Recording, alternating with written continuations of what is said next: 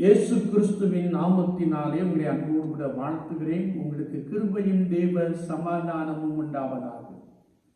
கிறிஸ்து பிறப்பின் பண்டிகையை நாம் ஆண்டுதோறும் வெகு சிறப்பாக ஆசரித்து வருகின்றோம். அநேக தேவாலயங்களிலும் அநேக தெருக்களிலும் நட்சத்திரங்களை நாம் தொங்கவிட்டு குடில் அமைத்து கிறிஸ்துமஸ் ட்ரீயை உருவாக்கி வெகு சிறப்பாக ஆண்டுகள் தோறும் நாம் கிறிஸ்து பிறப்பின் பண்டிகையை கொண்டாடி வருகிறோம். கிறிஸ்து பிறப்பின் பண்டிகையானது எல்லா ஜனத்திற்குள்ளும் ஒரு பெரிய சந்தோஷம், பெரிய மகிழ்ச்சியை கொடுக்கிற நிகழ்வு என்பதை நாம் பரிசுத்த வேதாகமத்தின் அடிப்படையிலே மிக தெளிவாக அறிந்து கொள்ள முடியும். இன்றைக்கும் பரிசுத்த மத்தேயு எழுதின சுவிசேஷம் 1 அதிகாரம் 23 வசனத்திலே நாம் வாசிக்கின்ற போது, அவருக்கு இம்மானுவேல் என்று பெயரிடுவாயாக. இம்மானுவேல் என்பதற்கு தேவன் நம்மோடு இருக்கிறார் என்று அர்த்தமாம். உலக இரட்சகராக உலகத்தை வாழ்விக்கும்படியாக தேவகுமாரனாக இந்த உலகத்திற்குள்ளே இயேசு பாலன் வந்து அவதரித்தார். இம்மானுவேல் என்பதற்கு தேவன் நம்மோடு இருக்கிறார் என்ற வார்த்தை the Lord among us, the realized kingdom. தேவன் நம்மோடு கூட இருக்கின்ற பொழுது தேவனுடைய ராஜ்யத்துக்குரியவர்களை நாம் பெற்றிருக்கிறோம் என்பதை குறித்து வார்த்தை மிக அழகாக கற்றுக் கொடுக்கிறது. முதலாவதாக, the Messiah Jesus is the fulfillment of human purpose and hope. இயேசு கிறிஸ்து பிறப்பின் நாளை குறித்து தேவ தூதர்கள் சொன்னபோது பயப்படாதிருங்கள் என்று சொன்னார்கள். அப்படி என்றால் ஜனங்கள் பயந்து பயந்து வாழுகின்ற ஒரு சூழ்நிலைக்குள்ளே காணப்பட்டார்கள் என்பதை குறித்து பழைய ஏற்பாட்டிற்கும் புதிய ஏற்பாட்டிற்கும் இடையே காணப்படுகின்ற காரியங்களை நாம் தெளிவாய் அறிந்து கொள்ள முடியும்.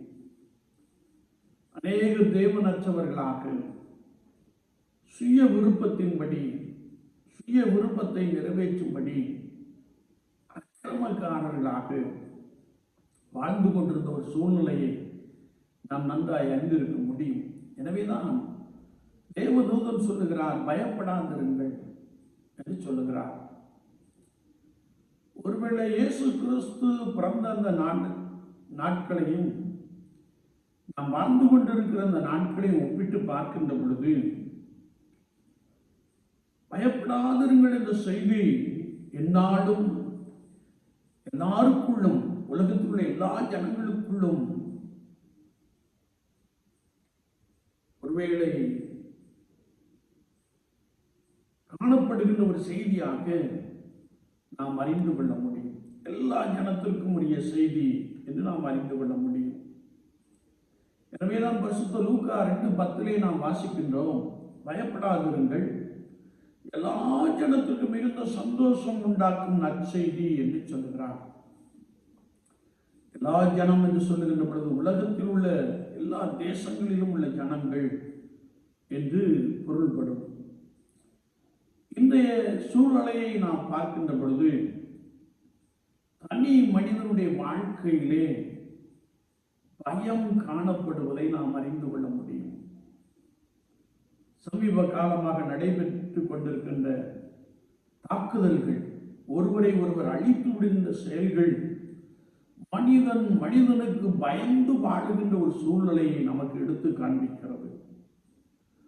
குடும்ப வாழ்க்கையிலும் பயம் நிறைந்த ஒரு சூழ்நிலையை நாம் பார்க்க முடியும். காரணம், வறுமை, வியாதி, கடன் பிரச்சனை, பிள்ளைகளை குறித்ததான பயம் என்று சொல்லி குடும்ப வாழ்க்கையிலும் அநேக பயத்தோடு கூட வாழ்ந்து கொண்டிருக்கிற ஒரு சூழ்நிலையை நம்முடைய காலத்திலே நாம் அறிந்து கொள்ள முடியும். அது மாத்திரமல்ல, சமுதாய வாழ்க்கையை நாம் எடுத்துக்கொள்ளுகின்ற பொழுது வலியோர் எளியோரை நசுக்கி வாழுகின்ற ஒரு காட்சியை நாம் பார்க்கிறோம். குறிப்பாக அரசியல் காரணமாக அரசியல் ஆதிக்கம் உடையவர்கள் மனிதர்களை பிரித்து ஒருவருக்கொருவர் விரோதிக்கின்ற தன்மையை நாம் நன்றாய் அறிந்திருக்க முடியும். இன்னும் சொல்ல வேண்டும் என்றால், மணிப்பூரிலே நடைபெற்றுக் கொண்டிருக்கின்ற நிகழ்வுகள் ஒரு சாரார் இன்னொரு சாராரை தாக்கி அழிக்கின்ற காட்சியை நாம் நன்றாய் அறிந்து கொண்டிருக்கிறோம். இரு பிரிவினரிடையே வெறுப்பு உணர்வை உருவாக்குவதன் மூலம் பாலியல் கொலைகள், கொள்ளைகள், சூறையாடல் போன்ற நிகழ்வுகள் நடைபெற்றுக் கொண்டிருப்பதை நம்முடைய சூழ்நிலையை நாம் தெளிவாய் அறிந்திருக்கிறோம். சமுதாய வாழ்க்கையிலே இணைந்து வாழ வேண்டிய ஜனங்கள் ஒருவரை ஒருவர் வெறுத்து பயம் நிறைந்த ஒரு சூழ்நிலையிலே வாழ்ந்து கொண்டிருக்கிற தன்மையை நம்முடைய தேசத்திலே நாம் அறிந்து கொள்ள முடியும். அது மாத்திரமல்ல, தேசங்களுக்கிடையே பய உணர்வு பற்றி கொண்டிருப்பதை நாம் காண முடியும். ரஷ்யா உக்ரைன் போர் கிட்டத்தட்ட 1000 நாட்களையும் தாண்டி நடைபெற்றுக் கொண்டிருப்பதை நாம் அறிந்திருக்கிறோம். அங்கே வாழுகின்ற ஜனங்களுக்குள்ளே ஒரு பய உணர்வு, நிம்மதியற்ற ஒரு சூழ்நிலை, காயப்பட்ட ஒரு சூழ்நிலை, மன அழுத்தம் நிறைந்த ஒரு சூழ்நிலையை நாம் அறிந்து கொள்ள முடியும். இஸ்ரேல், ஹமாஸ், ஈரான், இன்னும் ஹவுதி போன்ற ஆயுதம் ஏந்திய இயக்கங்கள் ஒருவரை ஒருவர் தாக்கி அழிக்கின்ற காட்சியை நாம் பார்க்கிறோம்.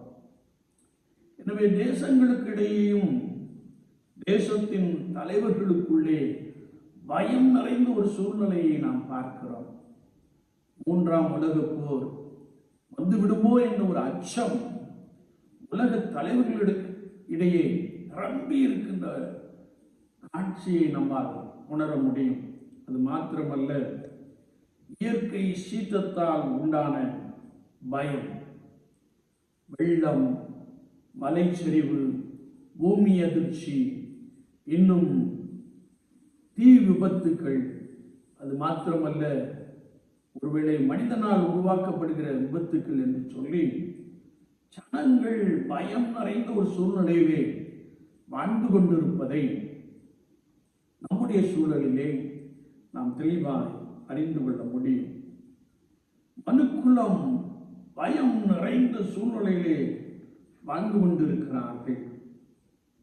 ரோமாபுரிய நிருபம் 8ஆம் அதிகாரம் 22ஆம் வசனத்தை நாம் வாசிக்கின்ற பொழுது, நமக்கு தெரிந்திருக்கிறபடி இதுவரைக்கும் சர்வ சிருஷ்டியும் ஏகமாய் தவித்து பிரசவ வேதனை படுகிறது என்பதாக வேதத்திலே எழுதப்பட்டிருக்கிறது. அது மாத்திரமல்ல, எல்லா மனிதரும் பாவம் செய்து தேவ மகிமையற்றவர்களாகி என்ற ஒரு வசனத்தையும் நாம் தெளிவாய் அறிந்து கொள்ள முடியும். சுயநலம், ஒருவேளை ஒருவரை ஒருவர் வெறுக்கின்ற செயல்கள், எல்லாவற்றையும் நாம் பார்க்கின்ற பொழுது சர்வ சிருஷ்டியும் இதுவரைக்கும் ஏகமாய் தவித்து பிரசவ வேதனைப்படுகிறது என்று எழுதப்பட்டிருக்கிறது. இந்த சூழ்நிலையில் தான் ஏசாயா தீர்க்கதரிசன புத்தகம் 9ஆம் அதிகாரம் 6ஆம் வசனத்தை நாம் வாசிக்கின்ற போது, நமக்கு ஒரு பாலகன் பிறந்தார், நமக்கு ஒரு குமாரன் கொடுக்கப்பட்டார், கர்த்தத்துவம் அவர் தோளின் மேல் இருக்கும், அவர் நாமம் அதிசயமானது, ஆலோசனை கர்த்தா, வல்லமை உள்ள தேவன், நித்திய பிதா, சமாதான பிரபு என்னப்படும். பயம் நிறைந்த சூழ்நிலையிலே மனுக்குலத்திற்கு சமாதானம் கொடுக்கும்படியாய் இயேசு பாலன் இந்த உலகத்திலே வந்து அவதரித்தார். சமாதானம், ஷாலோம், பீஸ் என்ற வார்த்தை it does not simply mean peace.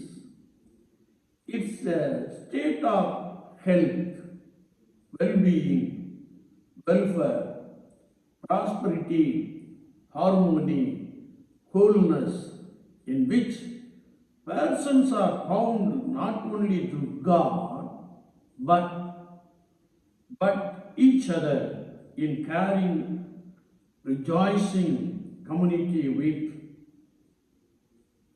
none to make upright. சமாதானம் என்ற ஒரு வார்த்தை தனிப்பட்ட மனிதனுடைய வாழ்க்கையிலே ஒரு மன நிறைவை அல்லது சமாதானமான ஒரு நிகழ்வை எல்லாம் கொண்டிருக்கிற தன் நிறைவு பெற்ற ஒரு நிகழ்வை குறித்து பரிசுத்த வேதாகமும் நமக்கு தெளிவாய் கற்றுக் கொடுக்கிறது. சமாதான வாழ்வு என்பது ஒன்றிணைந்து வாழுகின்ற ஒரு அனுபவத்தை கொடுக்கிறது. எனவேதான் இயேசு கிறிஸ்து சமாதான பிரபுவாக வெளிப்பட்டார். ஆண்டவராகிய இயேசு கிறிஸ்துவோடு கூட உள்ள அந்த ஐக்கியத்திலே ஒரு பெரிய சமாதானம் வாழ்ந்து கொண்டிருக்கின்ற சூழ்நிலையிலே எல்லாரோடு கூட சமாதானமாய் இருப்பதை குறித்து பரிசுத்த வேதாகமும் நமக்கு தெளிவாய் கற்றுக் கொடுக்கிறது. அதிலே வெல்பீயிங், அவருடைய எல்லா தேவைகளும் சந்திக்கப்பட வேண்டும், சமுதாயத்திலே வெல்ஃபேர் காணப்பட வேண்டும், பிராஸ்பரிட்டி ஒருவேளை ஆசீர்வாதம் உடையதாக காணப்பட வேண்டும், ஹார்மோனி ஒன்றிணைந்து செயல்படுகிறவர்களாக காணப்பட வேண்டும், ஹோல்னஸ் முழுமையாக எல்லாவற்றையும் பெற்றிருக்கிற ஒரு சமுதாய சூழல் இருக்க வேண்டும் என்பதை குறித்து வார்த்தை நமக்கு தெளிவாய் கற்றுக் கொடுக்கிறது.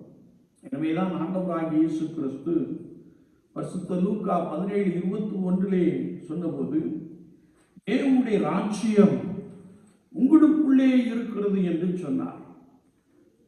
தேவனுடைய ராஜ்யம் உங்களுக்குள்ளே இருக்கிறது.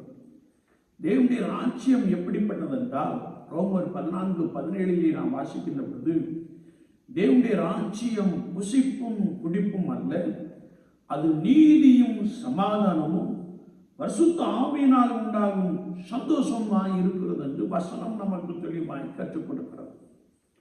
தேவனுடைய ராஜ்யம் நீதி நிறைந்தது. அநீதி நிறைந்த இந்த உலகத்திலே நீதியாய் வாழும்படியாய், சமாதானத்தோடு கூட வாழும்படியாய், சந்தோஷமாய் மகிழ்ச்சியாய் வாழும்படியாய் தேவன் தம்முடைய ஒரே பேரான குமாரனை இந்த உலகத்திற்குள்ளே அனுப்பினார்.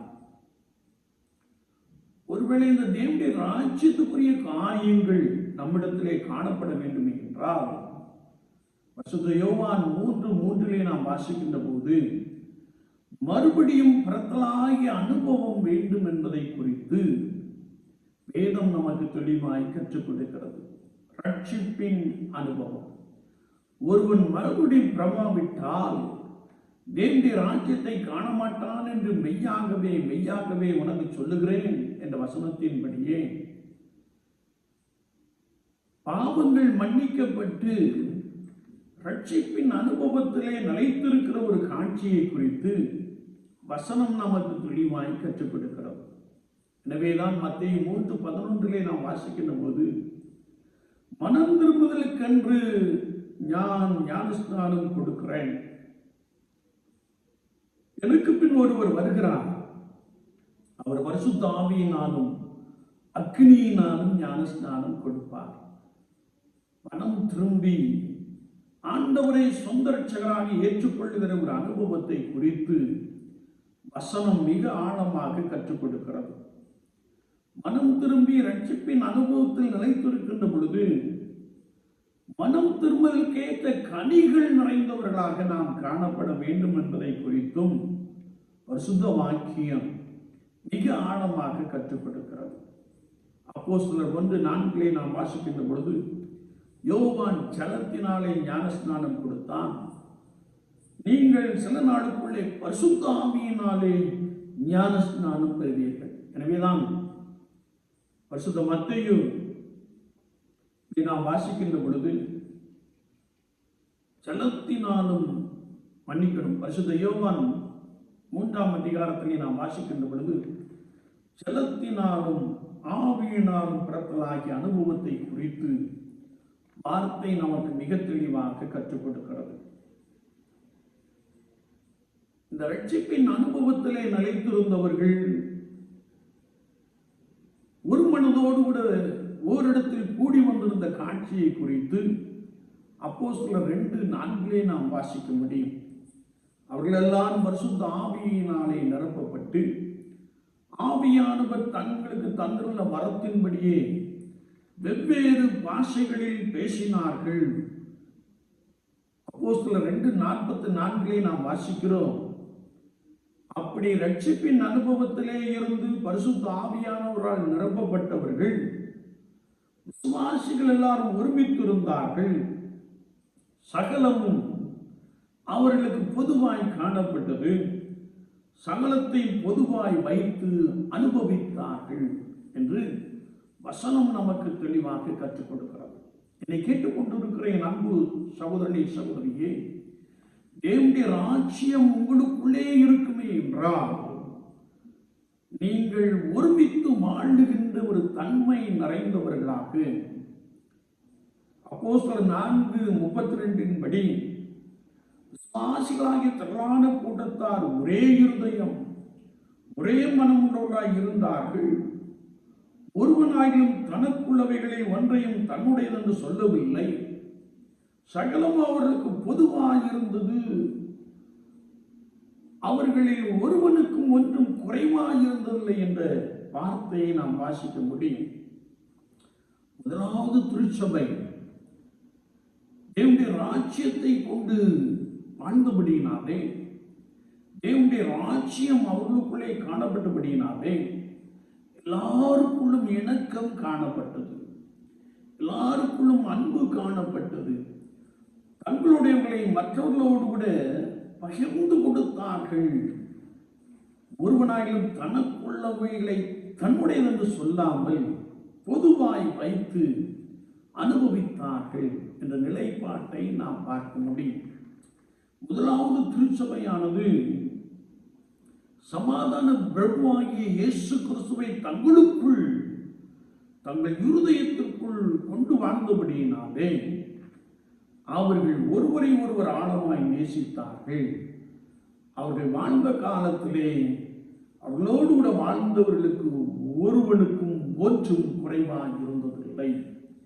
எல்லாம் பகிர்ந்தளிக்கப்பட்டது. அதிகமாய் உடையவர்கள் ஒன்றுமில்லாதவர்களுக்கு கொடுத்தார்கள் என்பதை குறித்து வசனம் நமக்கு மிக ஆழமாக கற்றுக் கொடுக்கிறது.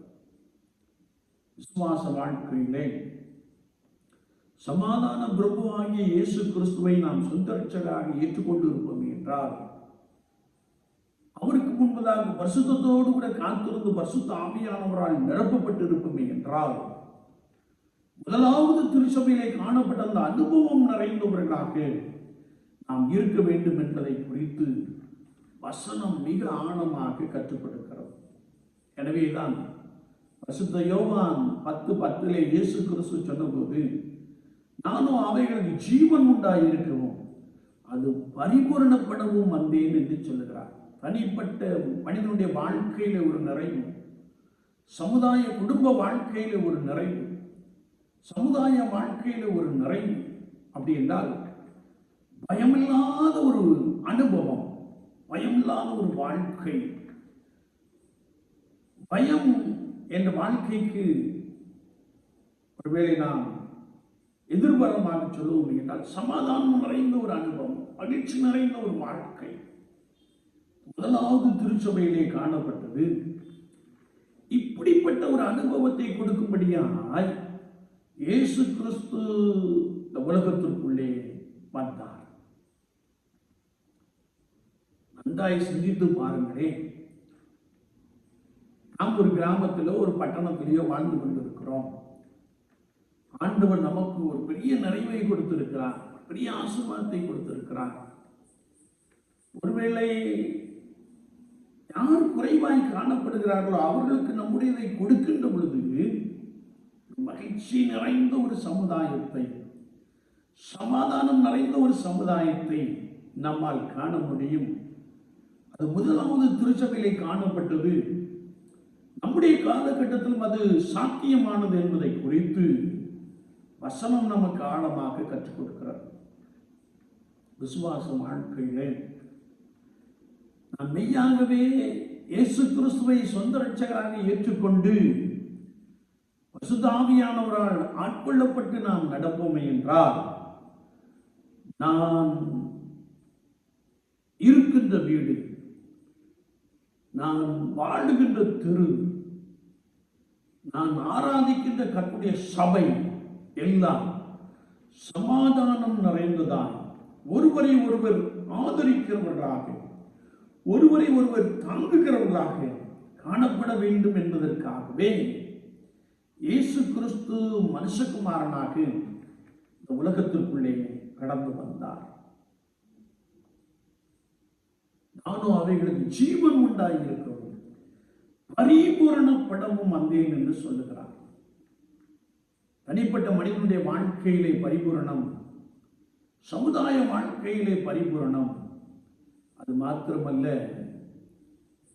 தேசத்தின் வாழ்க்கையிலே பரிபூரணம், உலகமெங்கிலும் பரிபூரணம் காணப்பட வேண்டும் என்பதற்காக இயேசு கிறிஸ்து இந்த உலகத்திற்குள்ளே மனுஷனாக அவதரித்தார் என்பதை குறித்து வசனம் மிக ஆழமாக கற்றுக் கொடுக்கிறது. பொதுவாக நாம் வாழுகின்ற சமுதாயத்தை, குறிப்பாக நம்முடைய தேசத்தை நாம் உற்று பார்க்கின்ற பொழுது மேக்ரோ எக்கனாமிக், மைக்ரோ எக்கனாமிக் என்ற வார்த்தைகளை நாம் பயன்படுத்த முடியும். மேக்ரோ எக்கனாமிக் என்ற வார்த்தை நம்முடைய தேசத்திலே 20% பணக்காரர்கள் மென்மேலும் பணக்காரர்களாய் மாறிக்கொண்டே இருக்கிறார்கள். மேக்ரோ எக்கனாமிக் என்ற வார்த்தை ஒருவேளை 40% மக்கள் ஏதோ தங்களுடைய காலங்களை நகர்த்தி கொண்டே இருக்கிறார்கள். இன்னும் 40% மக்கள் ஒருவேளை உணவு மாத்திரம் உட்கொள்ளுகிறவர்களாக காணப்படுகிறார்கள். அப்படி என்றால் ஏழைகள் நிறைந்த ஒரு தேசத்திலே நாம் வாழ்ந்து கொண்டிருக்கிறோம். ஆனால் இந்த முதலாவது திருச்சபை போல இயேசு கிறிஸ்துவின் பிறப்பை நாம் ஆசரிக்கிற இந்த நாளிலே அவரை மெய்யாகவே சொந்த இரட்சகராக நம்முடைய இருதயத்தில் ஏற்றுக்கொண்டிருப்போமே என்றால், நான் வாழுகின்ற இடத்திலே எல்லாரையும் நேசித்து என்னுடையவர்களை பகிர்ந்து கொடுக்கிற ஒரு நபராக காணப்படுவோம். இதை அப்போஸ்தலனாகிய பரிசுத்த பவுல் கொரிந்தியர்களில் 2ஆம் நிருபம் 8ஆம் அதிகாரத்திலே சொல்லுகிறார். சமநிலை பிரமாணம் என்று சொல்லுகிறார். சமநிலை பிரமாணம். இப்பொழுது உங்கள் செல்வம் அவர்கள் வறுமைக்கு உதவுவதாக, அவர்கள் திருப்தி அடைந்த பின்பு உங்களுக்கு உதவுவதாக, ஒருவருக்கு ஒருவரை தாங்குகின்ற ஒரு அனுபவத்தை குறித்து அப்போஸ்தலனாகிய பரிசுத்த பவுல் கர்த்தருடைய ஆவியானவரை கொண்டு மிக தெளிவாக சொல்லி வைத்திருக்கிறார்.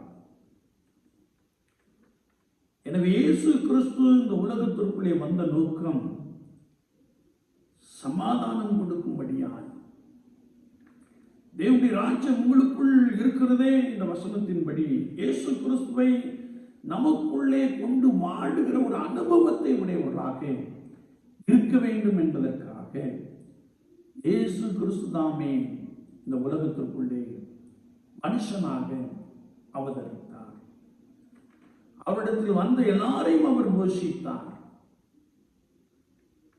அவரிடத்தில் வந்த எல்லாருடைய வியாதியும் அவர் நீக்கி போட்டார்.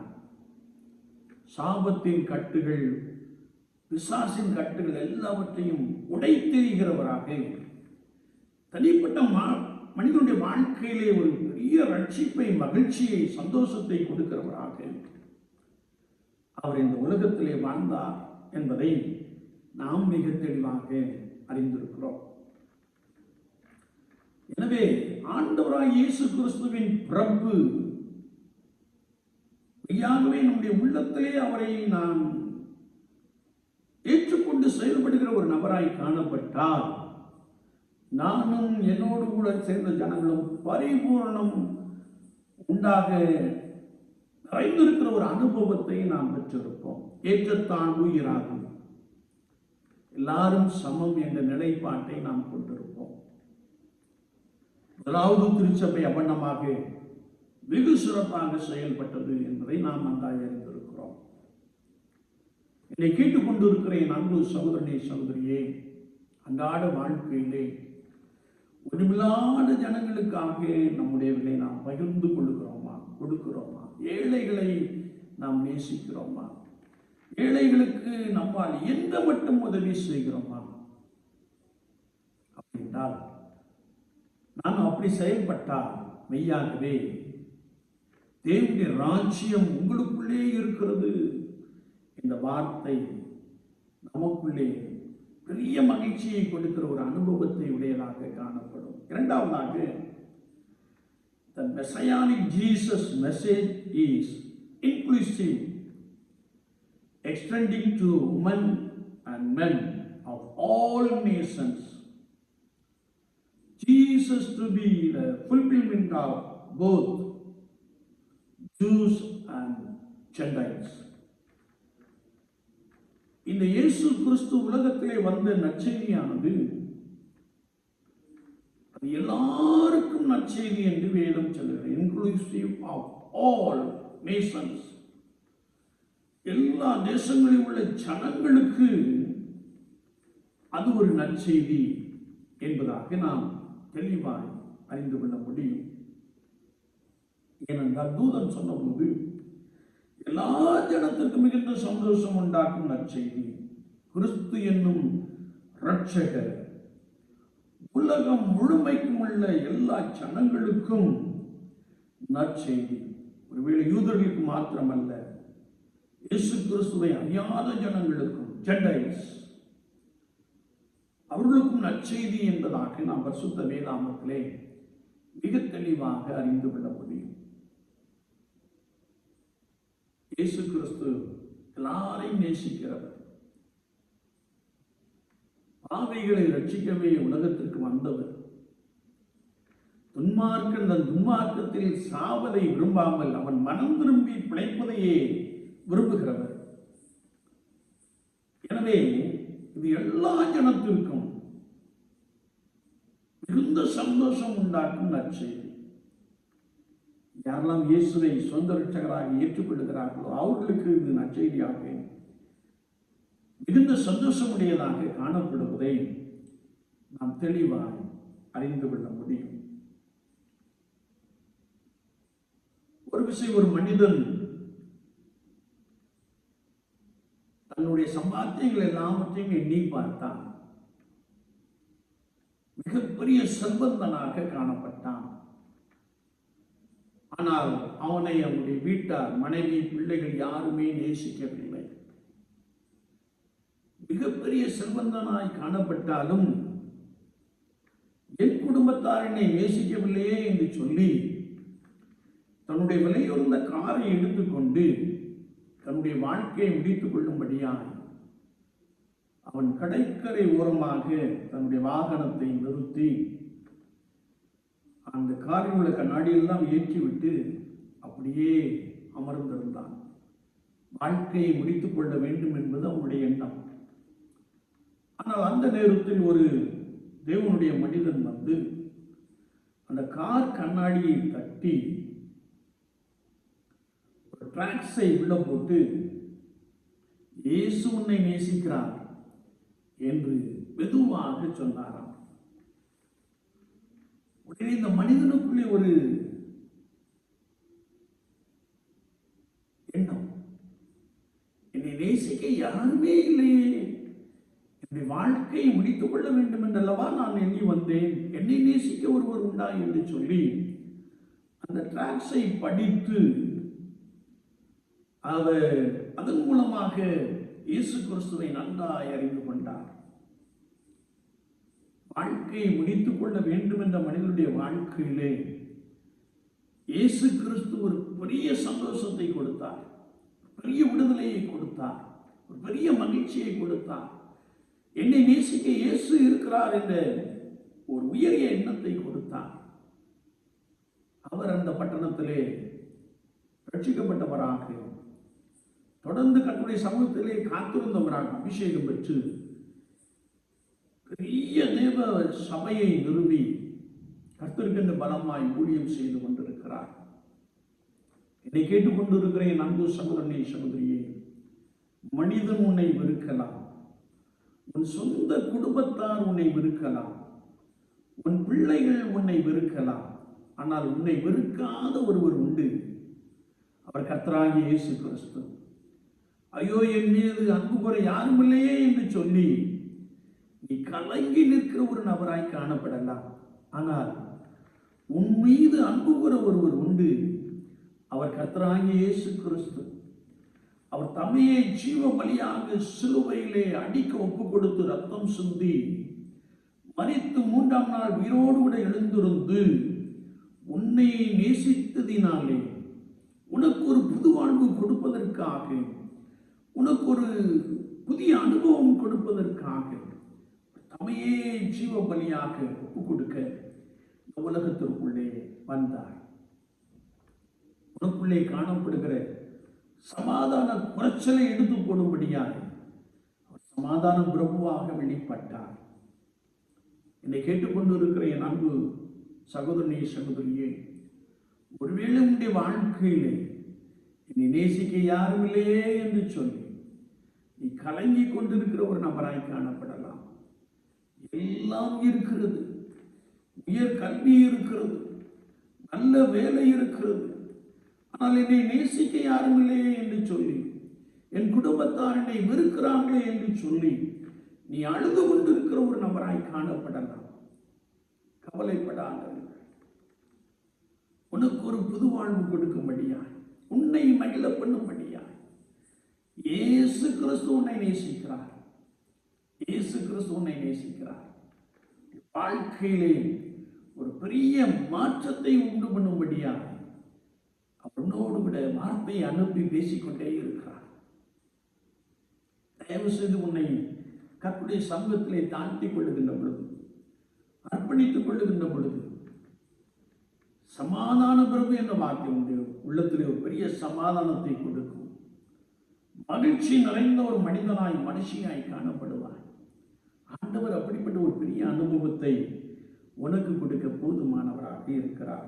எனவே இயேசு கிறிஸ்துவின் பிறப்பு என்பது inclusive to all generations, to all nations, to all the people of the land.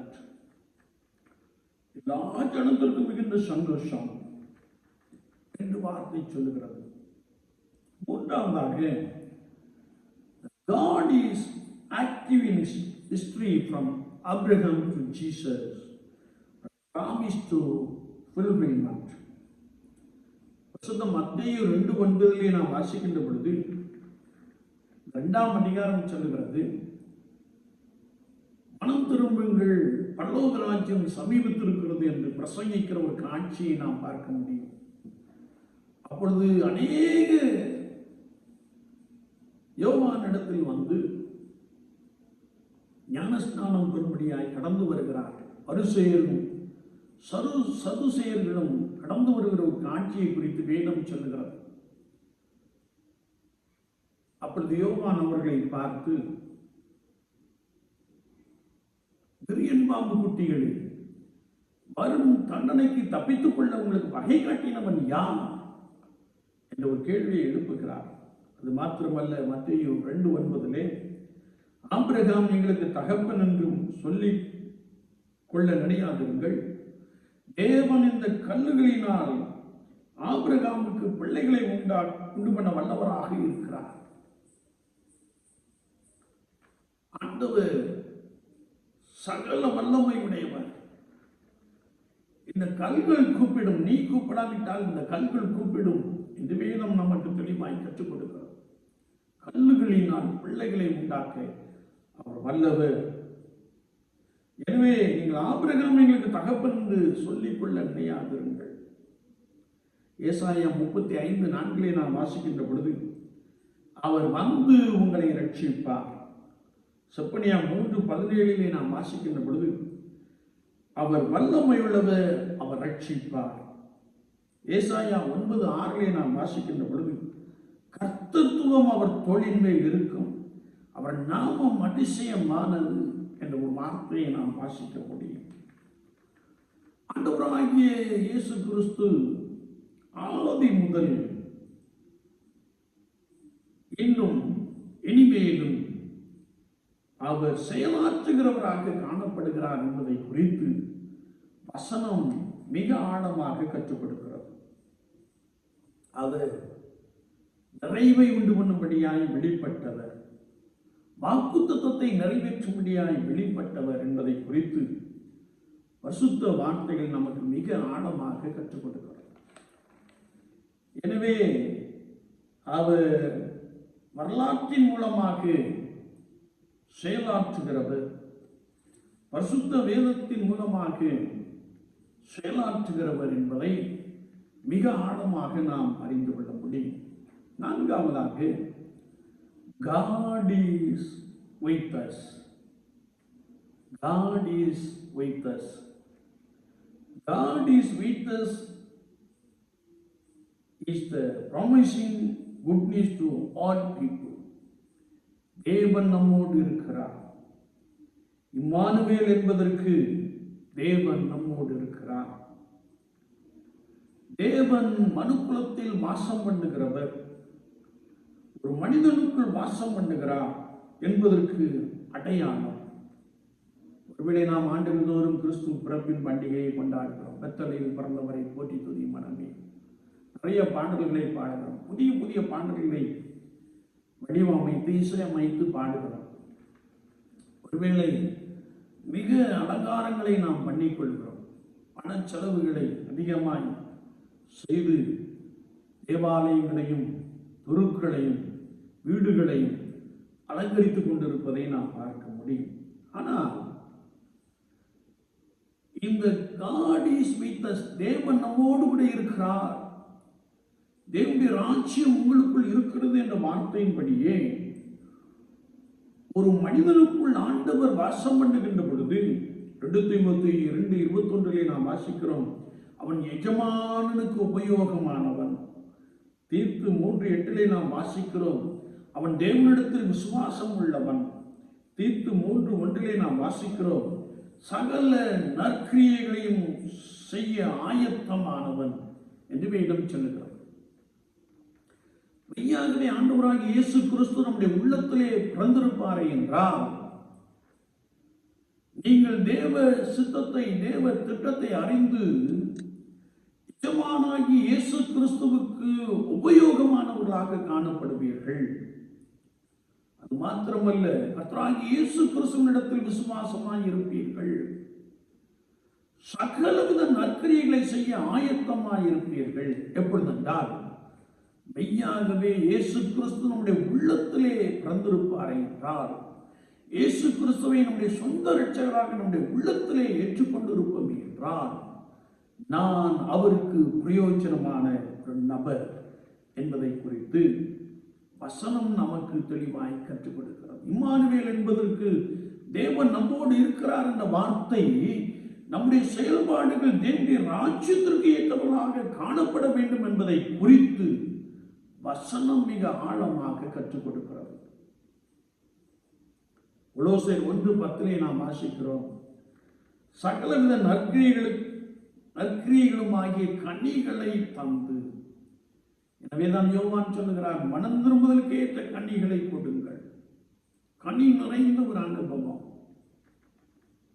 கனி நிறைந்த ஒரு அனுபவம். எபேசியர் 2:10 நாம் வாசிக்கிறோம், நற்கிரியைகளை செய்கிறதற்கு நாம் கிறிஸ்து இயேசுவுக்குள் சிருஷ்டிக்கப்பட்டு தேவனுடைய செய்கையாய் இருக்கிறோம். அன்றாட வாழ்க்கையிலே நம்முடைய செயல்பாடுகள், நம்முடைய வாழ்க்கையின் அனுபவங்கள் இயேசு கிறிஸ்துவை பிரதிபலிக்கிற ஒரு அனுபவமாக இருக்க வேண்டும் என்பதை குறித்து வசனம் நமக்கு மிக ஆழமாக கற்றுக் கொடுக்கிறது.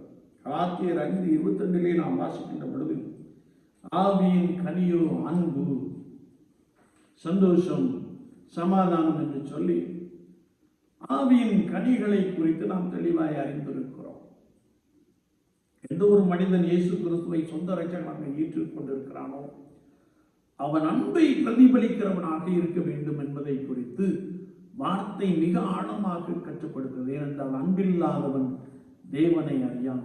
அன்பு சகலத்தையும் தாங்கும், அன்பு சகலத்தையும் சகிக்கும் என்று சொல்லி நாம் கர்த்தருடைய வேதத்திலே தேடி வாசிக்க முடியும். எனவே ஆவியின் கனிகள் நிறைந்தவர்களாக நாம் காணப்பட வேண்டும். எனவேதான் ஆண்டவர் மத்தேயு 5:13 முதல் 14 வரைக்கும் சொன்னபோது, நீங்கள் பூமிக்கு உப்பாய் இருக்கிறீர்கள், உலகத்திற்கு வெளிச்சமாய் இருக்கிறீர்கள், இவ்விதமாய் மனுஷர் உங்கள் நற்கிரியைகளை கண்டு என்ற ஒரு வசனத்தை நாம் வாசிக்க முடியும்.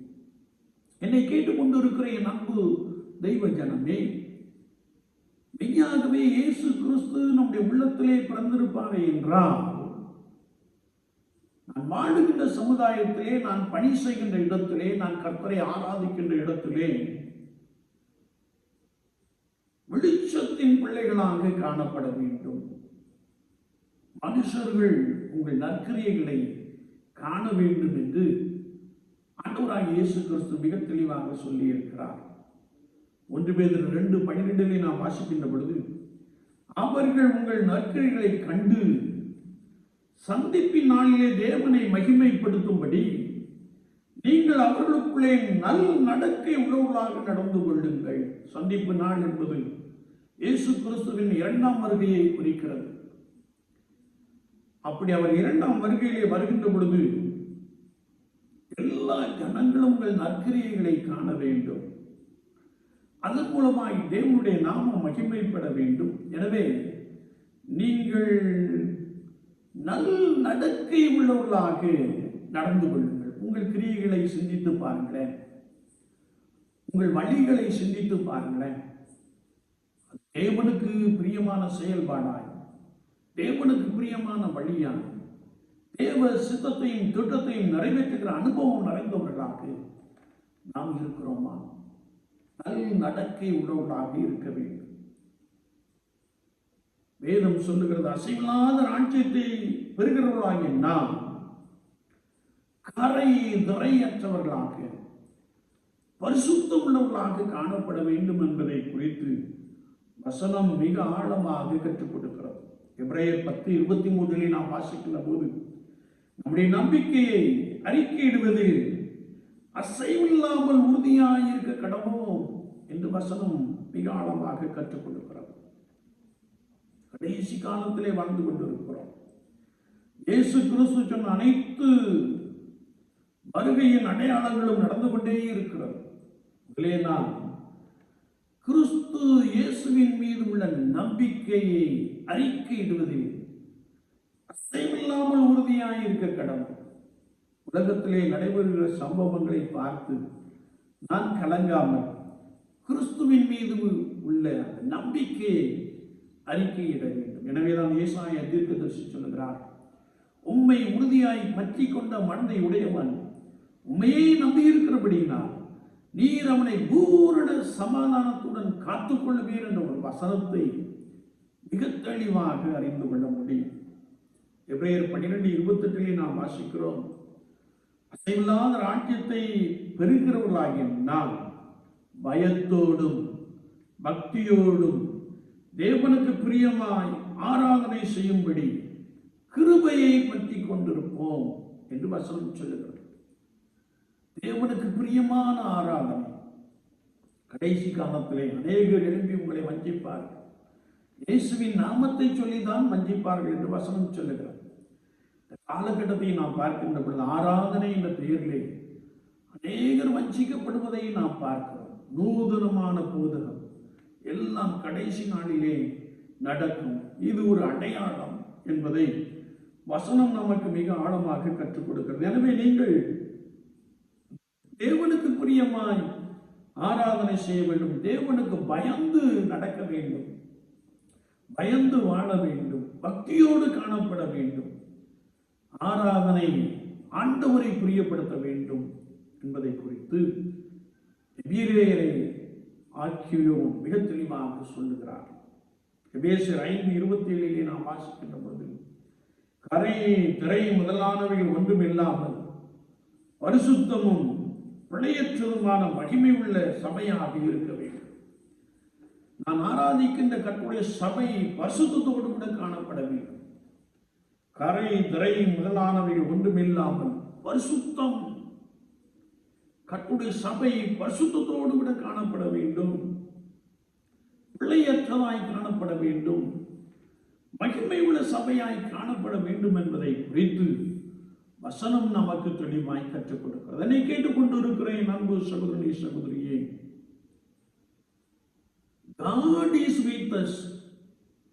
தேவன் நம்மோடு இருக்கிறார் என்றால் நாம் இவ்விதமான செயல்பாடுகள் நிறைந்தவர்களாக, பரிசுத்தத்தின் மேல் பரிசுத்தம் அடைகிறவர்களாக, தேவ நாம மகிமைக்கென்று ஒவ்வொரு நாளும் ஒவ்வொரு நிமிடமும் வாழுகிறவர்களாக காணப்பட வேண்டும் என்பதை குறித்து வசனம் மிக ஆழமாக கற்றுக் கொடுக்கிறது.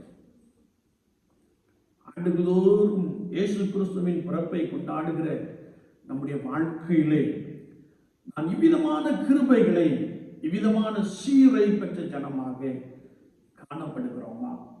அது வேதனை உண்டாக்கும் வழி இடத்தில் உண்டோ என்று சொல்லி நம்மை சோதித்து அறிகிற ஒரு நபராக நாம் காணப்படுகிறோமா? சற்று நம்மை நாமே ஆராய்ந்து பார்ப்போம். அதாவது மெசையா Jesus is the fulfillment of human purpose and hope. இரண்டாவதாக, messianic Jesus message is inclusive, எல்லா ஜனங்களுக்கும் உரியது. மூன்றாவதாக, God is active in history from Abraham to Jesus, from promise to fulfillment. நாலாவதாக, God is with us. தேவன் நம்மோடு கூட இருக்கிறார். தேவனுடைய ராஜ்யம் உங்களுக்குள்ளே இருக்கிறது. இந்த வார்த்தையின்படி மெய்யாகவே இயேசு கிறிஸ்துவை சொந்த இரட்சகராக ஏற்றுக்கொண்டு, மெய்யாகவே இயேசு கிறிஸ்துவை நமக்குள்ளே கொண்டு வாழுகிற ஒரு அனுபவம் நிறைந்தவராக, தேவனுடைய செய்கையை உடையவர்களாக நாம் மாறி இருக்கிறோம். சற்று நம்மை நாமே ஆராய்ந்து பார்ப்போம். வெறுமனே இயேசு பிறந்தார் என்று சொல்லி அலங்காரங்கள் இதெல்லாம் போதாது. விசுவாச வாழ்க்கையிலே தேவனுடைய ராஜ்யம் உங்களுக்குள்ளே இருக்கிறது, தேவன் நம்மோடு கூட இருக்கிறார் என்ற வசனத்தின்படி இயேசு கிறிஸ்துவை நம்முடைய உள்ளத்திலே கொண்டு வாழுகின்ற அனுபவம் நிறைந்தவர்களாக நம்முடைய வாழ்க்கை இயேசு கிறிஸ்துவின் செய்கையை பிரதிபலிக்கிறதாக காணப்படுகிறதா? சற்று நம்மை நாமே ஆராய்ந்து பார்ப்போம். இல்லை என்றால் மனம் திரும்புங்கள், பரலோக ராஜ்யம் சமீபித்திருக்கிறது. மனம் திரும்புதல் கேட்ட கனிகளை கொடுங்கள், ஆண்டவர் உங்கள் மேல் பிரியமாய் இருப்பார். நீங்கள் எஜமானுக்கு பிரியமான ஒரு பாத்திரமாய் மாறிவிடுவீர்கள். உங்கள் உள்ளத்திலே சந்தோஷமும் நிறைவும் காணப்படும். முதலாவது திருச்சபைக்கு ஒத்த ஒரு வாழ்க்கை நல்லநாட்டம் உங்களுக்குள்ளே காணப்படும். அநேகர் உங்களை பார்ப்பார்கள், உங்களிலே இயேசுவை காண்பார்கள், உங்கள் செயல்பாடுகளிலே இயேசுவை காண்பார்கள். இயேசுவே இரட்சகர் என்று சொல்லி அவர் இயேசு கிறிஸ்துவை விசுவாசித்து உறுதியாய் பற்றிக் கொள்வார்கள். அப்படிப்பட்ட அனுபவத்தை ஆண்டவர் நமக்கு நிறைவாய் கொடுப்பாராக. ஆமென், ஆமென். நாம் ஜெபிப்போம். நேசிக்கிற நல்ல ஆண்டவரே, இந்த வேளைக்காக நாங்கள் உமக்கு நன்றி செலுத்துகிறோம். The Lord among us, the realized kingdom. தேவன் நம்மோடு கூட இருக்கிறார் என்ற வார்த்தைக்கு இணங்க உம்முடைய பிறப்பின் பண்டிகையை கொண்டாடுகிற நாங்கள் மெய்யாகவே உம்மை எங்கள் உள்ளத்தில் ஏற்றுக்கொண்டவர்களாக, இல்லத்தில் ஏற்றுக்கொண்டவர்களாக, ஆதி திருச்சபைக்கு ஒத்த ஒரு அனுபவத்தை உடையவர்களாக, பகிர்ந்தளிக்கிறவர்களாக, எல்லாரையும் நேசிக்கிறவர்களாக, எல்லா ஜனத்திற்கும் சந்தோஷத்தை பகிர்ந்து கொடுக்கிறவர்களாக காணப்பட ஆண்டவர் உதவி செய்யும்படியாய் நாங்கள் வேண்டு நிற்கிறோம். ஐயோ, என்னை நேசிக்க யாருமில்லையே என்று சொல்லி எண்ணுகிற நபர்கள் உண்டையா, வியாதி நிமித்தமாய் அடுத்த படுக்கையிலே மன அழுத்தத்தோடு கூட வாழ்ந்து கொண்டிருக்கிற நபர்கள் உண்டையா, ஆண்டவர் தாமே அவளோடு கூட நீ பேசி அவர்களை திடப்படுத்தி அப்படிப்பட்டவர்களுக்கு ஒரு புது வாழ்வு கொடுக்கும்படியா இந்த உலகத்திற்குள்ளே வந்தீரே, பலத்த அற்புதங்களை செய்தோம். மன அழுத்தங்கள், மனபாரங்கள், கவலைகள், பிரச்சனைகள் எல்லாம் நீங்கி மெய்யான சமாதானம், மெய்யான மகிழ்ச்சி இவர்களுக்குள்ளே நிறைவாய் காணப்பட கர்த்தர் உதவி செய்யும்படியாய் நாங்கள் வேண்டு நிற்கிறோம். வார்த்தைகளை கேட்டவர்களை பலப்படுத்தும். ஆதி திருச்சபைக்கு ஏற்ற ஒரு அனுபவம் நிறைந்தவர்களாக ஒவ்வொருவரையும் மாற்றிவிடும். அது நிமித்தமாய் இன்னும் அநேகருடைய நாமத்தின் பேரிலே விசுவாசம் வைத்து நன்மைகளை, கிருபைகளை, ஆசீர்வாதங்களை, எல்லாவற்றின் மேலாக சமாதானத்தை சொந்தத்துள்ள கிருபை தார். வார்த்தை பெரிய காரியங்களை செய்யட்டும். வார்த்தை ஜனங்களோடு கூட இன்னும் இடைப்படட்டும். பிறப்பை கொண்டாடுகிற நாங்கள் உண்மைகளுடைய உள்ளத்திலே கொண்டு மகிழ்ச்சி நிறைந்தவர்களாக காணப்பட அப்போஸ்தலனாகிய பரிசுத்த பவுல் சொன்னபோது, எந்த நிலைமையிலும் மன ரம்யமாய் இருக்க கற்றுக்கொண்டேன் என்ற அந்த அனுபவம் நிறைந்தவர்களாக காணப்பட கிருபை தார். வார்த்தைகளை கேட்டவர்களை கரத்திலே அர்ப்பணிக்கிறோம். வலுப்படுத்தும், அற்புதங்களினாலே நிறைய பண்ணும், தொடர்ந்து வழி நடத்தும். இயேசு கிறிஸ்துவின் நாமத்தில் ஜெபம் கேளும் பரிசுத்த பிதாவே. ஆமென், ஆமென்.